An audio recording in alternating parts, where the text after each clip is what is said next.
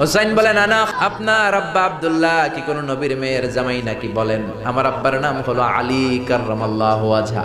আমার আব্বা হলো শেরে খোদা, দুনিয়ার সব কাফির মুশরিকদের জন্য আল্লাহ আমার আব্বারে বাগ বানিয়ে পাঠিয়েছে। বিষ্ণু বললেন, তাই তো? আবার হুসাইন প্রশ্ন করলেন, নানা বলেন তো আপনার আম্মার নাম কি? বিষ্ণু বললেন, আমার মায়ের নাম আমিনা। হুসাইন বলল, নানাজি জান্নাতে সর্বপ্রথম যেই মহিলাটা ঢুকবেন ওই মহিলাটা হলো আমার আম্মা জান ফাতিমা। বিশ্বনবী কোনো কথা বলেন না। হুসাইন আবার প্রশ্ন করলেন, নানা বলেন তো আপনার নানার নাম কি? বিশ্বনবী বললেন, আমার নানার নাম হলো ওয়াহাব ইবনে আব্দে মানাফ। হুসাইন বলে, নানা আপনার নানা ওয়াহাব রে কে চিনে?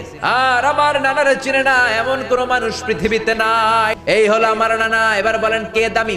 বিশ্বনবী আর ধৈর্য ধারণ করতে পারেন না, ধা ধা করে চোখের পানিগুলো ছেড়ে হোসেনকে বুকের মধ্যে জড়িয়ে ধরেন আর বলেন, হোসেন তুমি ঠিকই বলেছ, আসলে আমি নবীর চাইতে তোমার দাম আল্লাহর কাছে